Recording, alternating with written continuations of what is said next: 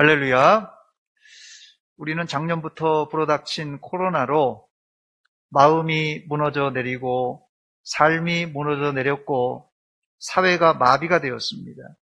그러나 기독교인들은 재난 중에 우리를 돌아볼 수 있는 성찰의 기회로 삼아야 할 것입니다. 돌아볼 것이 한두 가지겠습니까마는 이럴 때일수록 우리는 기본을 점검해 봐야 됩니다. 그게 뭐겠습니까?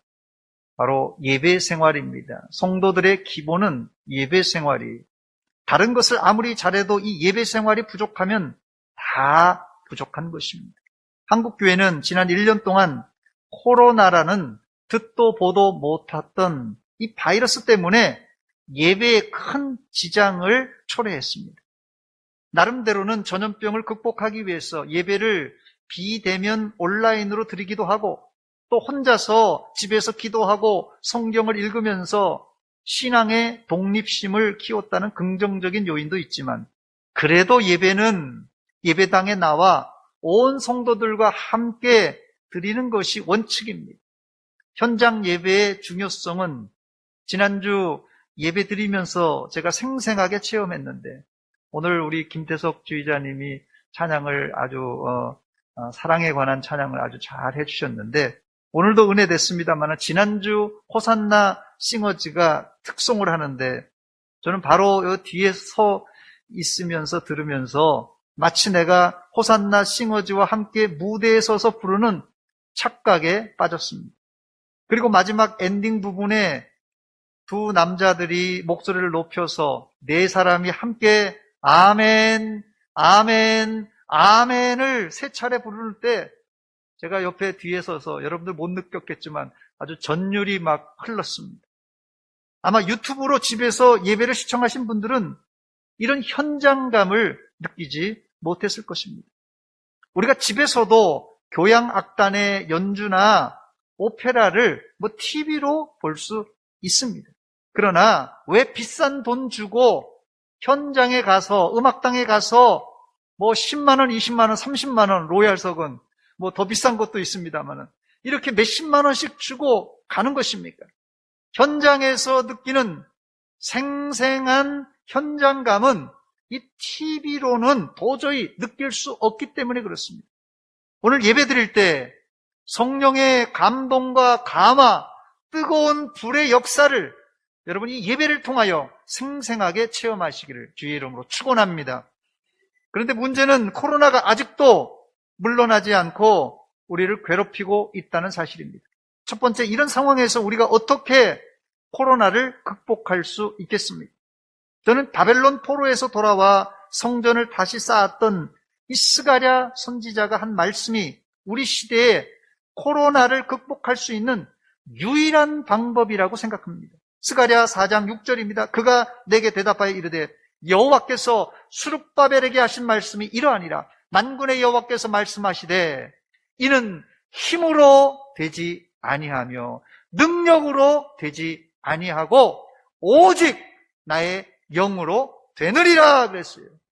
이 말씀은 스가랴 선지자가 성전 기초 공사를 하고 나서 여러 가지 장애물 때문에 공사를 못하고 있는 이 수룹바벨 총독에게 내가 반드시 성전 준공을 할 것이다 라는 희망을 주는 말씀이었습니다.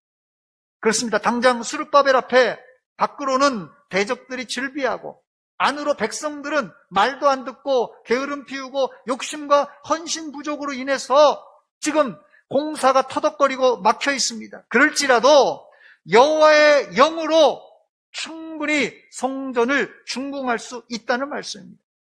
우리 앞을 가로막고 있는 코로나 바이러스를 우리의 힘과 능력으로 극복할 수 없지만 하나님의 영으로 얼마든지 종식될 줄 믿습니다. 그러므로 여러분 인내하며 조금 더 기다리시기 바랍니다. 또 한 가지 대안은 코로나 같은 재난을 이길 힘은 오직 하나님의 말씀밖에 없습니다. 예레미야 23장 29절입니다. 여호와의 말씀이니라 내 말이 불같이 아니하냐 바위를 쳐서 부서뜨리는 방망이 같지 아니하냐 했습니다.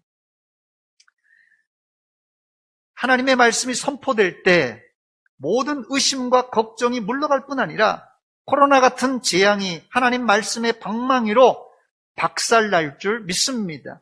저는 지난주에 성경 통독 시상식을 하면서 작년에 했어야 되는데 한 달 늦게, 2달 늦게 했습니다만은 코로나 때문에 작년에 우리가 얼마나 힘들었습니까?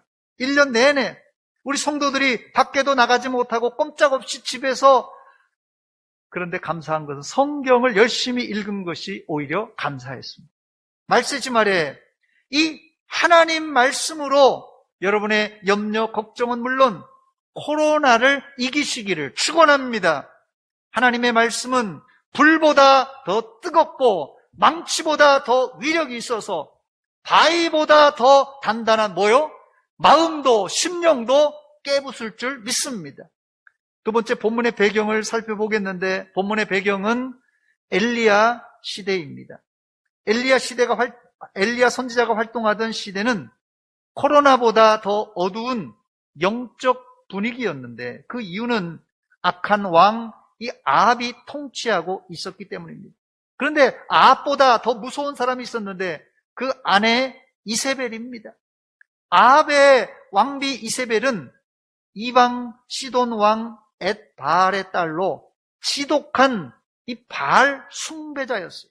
그래서 이세벨은 이스라엘로 시집 오자마자 바알 신전을 크게 건축하고는 하나님의 선지자들은 다 죽여버렸습니다. 심지어 엘리야 선지자까지 죽이려고 쫓아다녔고, 또 선량한 나봇을 죽이고 그의 포도원까지 빼앗았습니다. 이 외에도 수많은 악을 저질렀어요. 열왕기상 18장 19절에 보니까 그녀가 바알과 아세라 선지자를 어떻게 관리했는지 보여주는데, 엘리야가 한 말입니다. 그런즉 사람을 보내 온 이스라엘과 이세벨의 상에서 먹는 바알 선지자 450명과 아세라의 선지자 400명을 어디로요? 갈멜산으로 모아서 내게 나오게 하소서 그랬어요.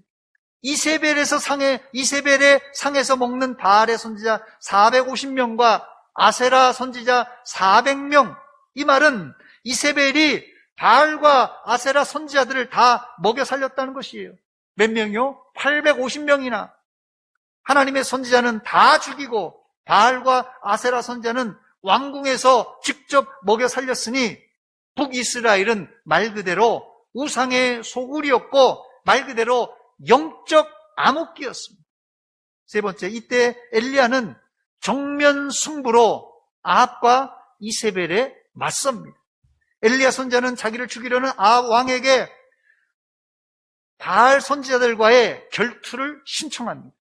엘리야는 제일 먼저 이스라엘 백성들을 자기 가까이 부릅니다. 앞서 말씀드린 대로 지금 이스라엘 백성들은 하나님을 섬겼다가는 이세벨에게 죽임을 당하기 때문에 하나님을 섬길 수 없는 상황이에요. 이때 엘리야는 그들에게 하나님과 바알 사이에서 양자택일을 할 것을 호통을 칩니다. 열왕기상 18장 21절입니다. 엘리야가 모든 백성에게 가까이 나아가 이르되 너희가 어느 때까지 둘 사이에서 머뭇하려느냐. 여호와가 만일 하나님이면 그를 따르고 바알이 만일 하나님이면 그를 따를지니라 하니 백성이 말 한마디도 대답하지 아니한지라 그랬어요. 엘리야의 양자택이라는 말에 백성들은 꿀먹은 벙어리가 되었습니다. 백성들은 아합과 이세벨의 눈치를 보느라 아무 말도 하지 못했습니다. 하나님을 섬긴다고 했다가는 아합과 이세벨에게 맞아 죽겠고, 그렇다고 하나님을 배반하려니 또 하나님의 백성으로서 찝찝한 거예요. 그래서 백성들은 꿀먹은 벙어리가 되어 머뭇했던 것입니다. 여러분, 신앙은 머뭇해서는 안 됩니다. 결단해야 됩니다. 선택해야 됩니다. 엘리야처럼 죽을 각오 하더라도 하나님을 선택한다는 순교자적인 신앙을 가져야 말세에 영적으로 우리가 승리할 수 있습니다. 예수님은 말세에 하나님을 배반하고 교회를 떠나는 이 배도자들이 많을 것을 이미 2000년 전에 경고하셨습니다. 마태복음 24장 5절, 11절, 13절 보니까 많은 사람이 내 이름으로 와서 이르되 나는 그리스도라 하여 많은 사람을 미혹하리라. 거짓 선지자가 많이 일어나 많은 사람을 미혹하겠으며 불법이 성함으로 많은 사람의 사랑이 식어지리라 그랬어요. 또 바울 사도도 말세에 배교를 예언했는데 디모데전서 4장 1절 말씀을 보니까 그러나 성령이 밝히 말씀하시기를 후일에 어떤 사람들이 믿음에서 떠나 미혹하는 영과 귀신의 가르침을 따르리라 그랬어요. 또 데살로니가 후서 2장 3절과 4절 말씀 보니까 2절에 보니까 누가 3절입니다. 2장 3절 누가 어떻게 하여 너희가 미혹되지 말라. 너희가 미혹되지 말라. 먼저 배교하는 일이 있고 그랬어요. 먼저 배교하는 일. 예수님 오기 전에 이 배도하는 일이 있을 거라고 지금 경고하고 있습니다. 베드로 사도도 베드로후서 2장 1절과 2절에 배교를 경고했습니다. 말세에 큰 박해가 일어날 때 순교자도 있죠. 이제까지 2000년 기독교 역사 가운데 순교자들이 엄청 많습니다. 그런데요, 이거와 비교할 수 없는 더 엄청 많은 사람 누군지 아세요? 교회를 떠나고 예수님을 모른다고 부인한 배교자들, 배도자들이 훨씬 더 많습니다. 당장 이 시간에 예수 믿으면 너 죽이고 내 재산을 다 몰수하겠다 이렇게 말한다면 여러분 그래도 계속 예수 믿겠습니까? 제가 너무 곤란한 질문을 했는데요. 코로나 이후에 더 어려운 시험과 환란의 바람이 불어올 것입니다. 지금 말세예요. 지금부터 순교자적인 각오로 무장하지 않으면 우리도 이스라엘 백성들처럼 하나님과 바알 사이에서 머뭇할 수밖에 없는 존재입니다. 먼저 이 엘리야 선지자는 850명의 바알과 아세라 선지자에게 제안을 합니다. 송아지 둘을 택하여서 한 마리는 내가 하나님께 드리고 또 한 마리는 너희가 바알 신에게 제사를 드려서 불로 응답하는 신이 참신이다 라고 이렇게 내기를 한 것입니다. 이 제안에 850명의 바알과 아세라 선지자들이 동의했고 갈멜살 정상에서 엘리야 선지자와 850명의 바알과 아세라 선지자들 간에 이제 영적 전쟁이 시작되었습니다. 네 번째, 우리가 엘리야 선지자의 승리를 익히 다 알고 있는데 엘리야 선지자의 승리의 핵심 요인이 무엇입니까? 바로 그것은 무너진 여호와의 제단을 수축한 것입니다. 본문 30절에 보니까 엘리야가 모든 백성을 향하여 이르되 내게로 가까이 오라. 백성이 다 그에게 가까이 가매 그가 어떻게 했다고요? 무너진 여호와의 제단을 수축하되 그랬어요. 무너진 여호와의 제단을 수축했습니다. 이미 바알 선지자들은 온종일 송아지를 바알에게 드렸지만은 불로 응답하지 않았습니다. 이때 바알 사제들은 자신의 몸에 칼과 창으로 찔러 피를 내면서까지 기도했어요. 이게 이방 사제들이 하던 그런 행태입니다. 지금도 이런 그 제사 의식 중에 이 귀신들에게 제사하는 사람들은 자기 몸을 자해하고 학대하는 그런 의식을 이 제사 의식 중에 하나를 택해서 합니다. 그런데도 응답이 없었어요. 이번엔 엘리야 차례입니다. 긴장되는 순간입니다.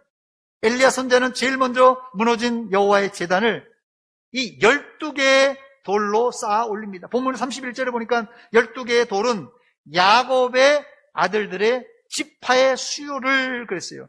지파의 수요를 따라서 야곱의 아들들, 이스라엘 아들들 12명의 아들들의 지파의 수요에 따라서 12개를 취했는데 이 전통은 사실은 모세가 시내산에서 시작한 전통입니다.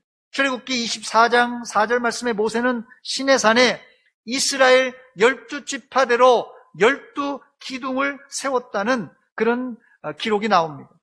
바로 이 전통을 엘리야가 다시 붙잡고 하나님께 제사를 드린 것입니다. 12돌로 제단을 만들고 엘리야는 제단 위에 나무를 벌려놓고 그리고 송아지를 잡아 각을 떠서 올려놓았습니다. 그리고는 제단 주변에 도랑을 만들어 물 4개 분량의 물을 한 번 붓고 2번 붓고 3번 부어서 완전히 이 제물과 제단과 도랑의 물이 그냥 철철철 넘치도록 이렇게 했습니다. 이제는 자연적인 방법으로는 제단에 불이 붙을 확률은 제로입니다. 제로. 마침 그때가 저녁 소재 드릴 시간이었어요. 약 오후 5시 정도, 4시 반에서 5시 정도 되지 않았을까 생각이 되는데요. 엘리야는 아브라함과 이삭과 야곱의 하나님을 부르며 간절히 기도했습니다.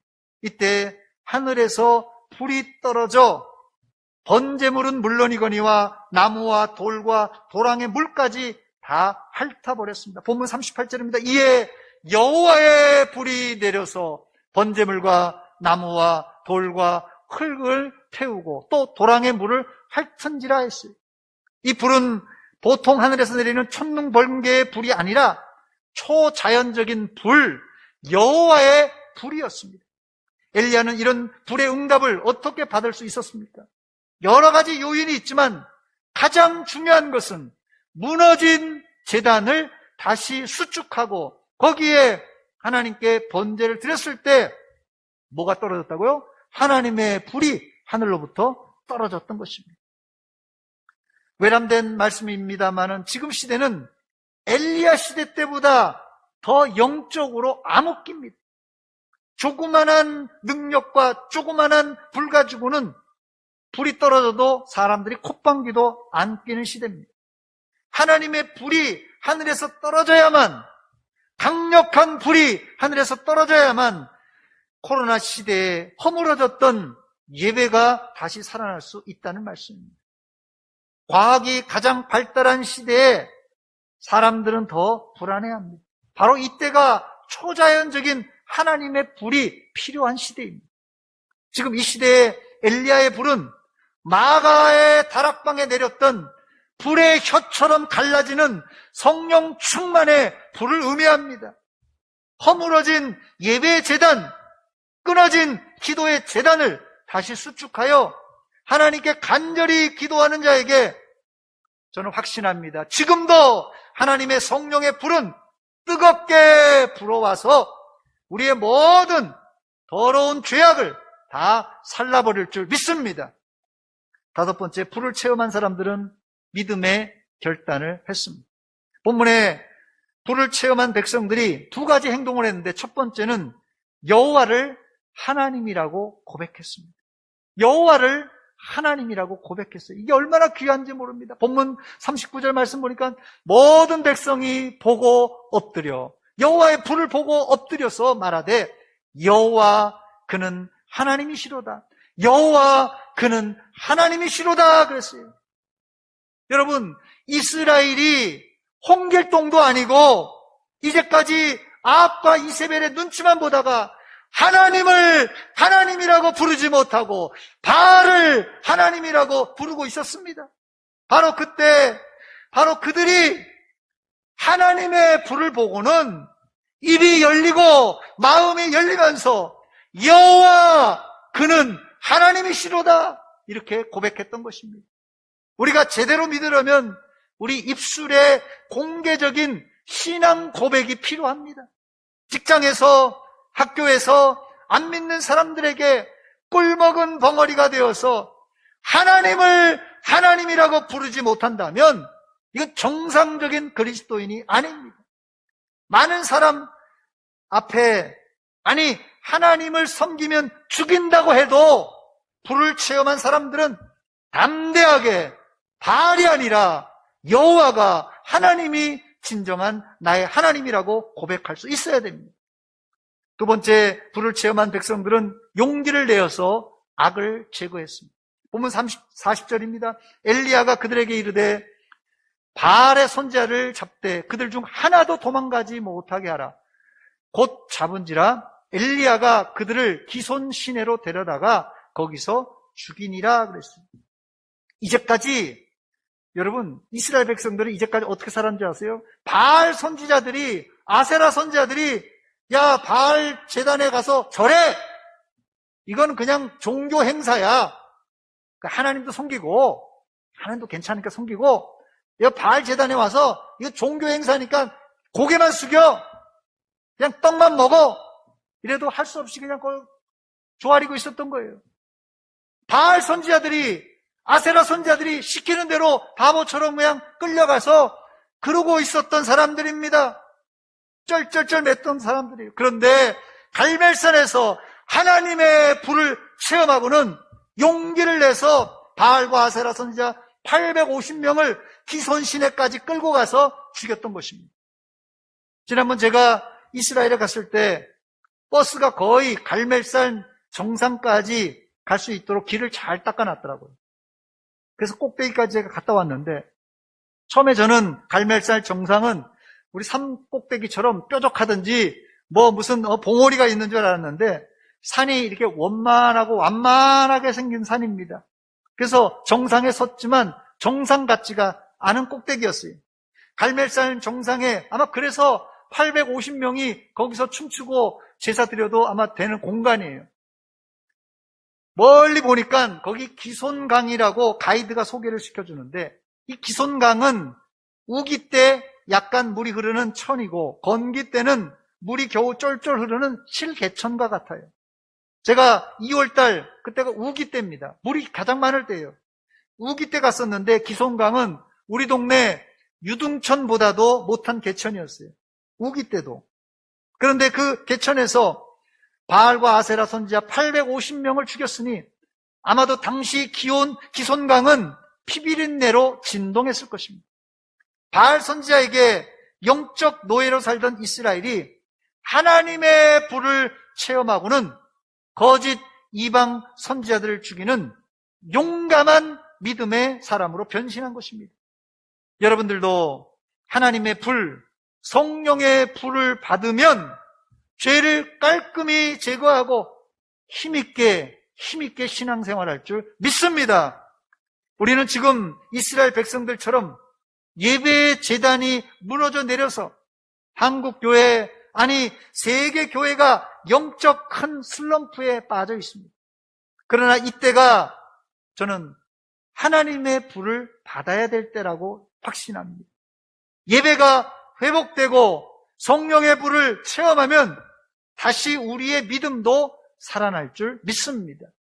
6번째, 끝으로 불을 체험하고 바알 선지자를 제거한 이후에 하나님은 이 엘리야를 통하여서 3년 6개월 동안이나 멈추었던 비를 내려주십니다.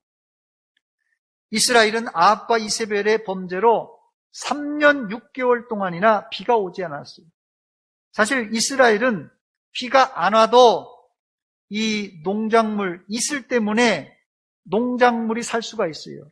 비가 안 오더라도 이슬이 매일같이 내리기 때문에 농작물이 살 수 있는데, 이때는 심지어 비는 물론이거니와 이슬조차도 내리지 않았습니다.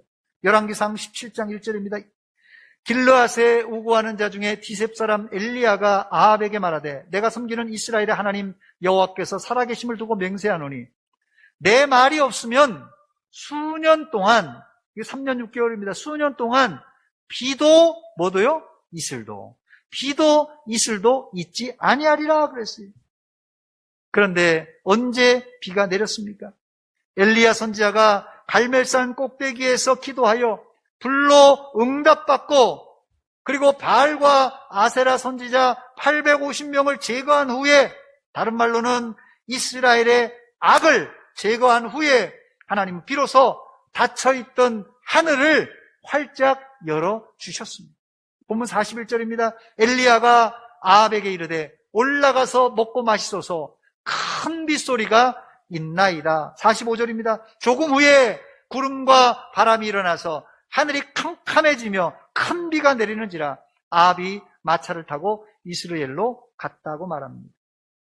혹시 여러분에게 당연히 내릴 비가 안 오던지, 여러분 가정에 당연한 것들이 막혀 있는 것이 있습니까? 무너진 재단을 다시 쌓고 죄악을 철저히 제거하고 하나님께 기도하시기 바랍니다. 그러면 하나님이 막힌 하늘을 뚫고 하늘에서 불과 은혜의 단비를 여러분 가정에 내려주실 줄 믿습니다. 말씀을 맺습니다. 요즘은 무슨 잘못을 했든지 코로나라고 하면 다 용서가 되는 세상입니다. 코로나 때문에 늦었습니다. 코로나 때문에 공부 못했습니다. 마스크 때문에 답답해서 죽겠습니다. 코로나만 붙이면 학교 결석해도 오케이. 직장에 결근하고 늦게 와도 오케이. 이런 세상이에요. 결국 신앙생활에도 이 코로나가 붙고 말았어요. 코로나 때문에 교회 못 가요. 아무 말도 못하는 거예요. 코로나 때문에 못 갔어요. 아무 말도 못해요. 코로나 때문에 신앙생활 힘듭니다. 아무 말도 못해요. 여러분, 신앙엔 핑계가 없습니다. 코로나 아니라 코로나 할아버지라도 핑계 댈 수 없어요, 여러분. 제발 코로나 핑계 대지 마세요. 이제 무너진 우리 마음을 다시 세우고 무너진 예배 생활을 다시 세우고 핑계대는 악도 제거하고 간절히 기도합시다. 그때 엘리야 시대 때 내렸던 여호와의 불, 여호와의 은혜의 단비가 우리 시대에도 쏟아져 내릴 줄 믿습니다. 같이 찬송 하나 한번 초등 한번 쳐주세요. 초등 한번 쳐주세요. 초등 불 같은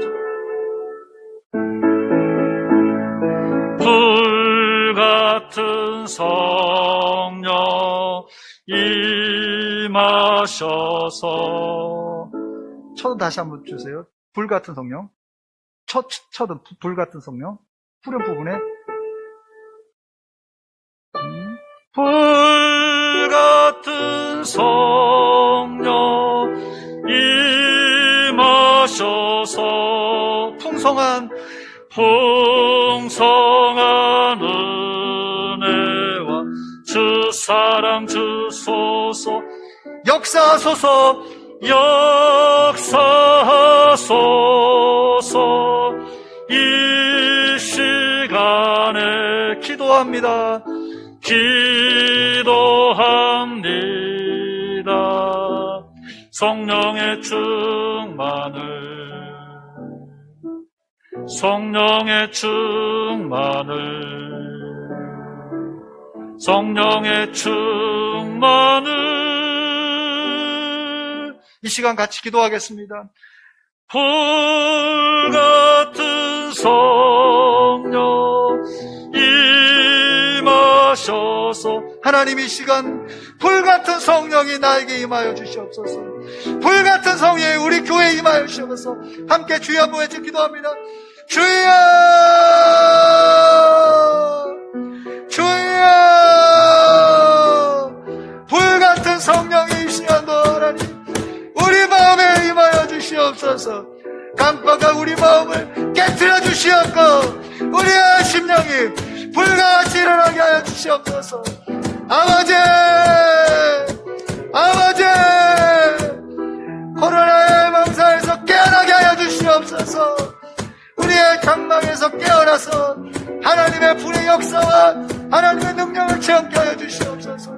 아버지, 아버지, 주님의 은혜가 아니면 하나님 우리 살 수 없습니다. 우리의 죄악을 용서하여 주시옵소서. 꿀마은 바가리처럼 아버지 한 말도 하지 못하고 우리의 죄악을 용서하여 주시옵소서. 아버지 우리 교회에 성령의 불이 떨어지게 하여 주시옵소서. 우리 가정을 살려주시옵소서. 이 나라 이 민족을 살려주시옵소서. 아버지 아버지 하나님 우리 살려주시옵소서. 아버지 아버지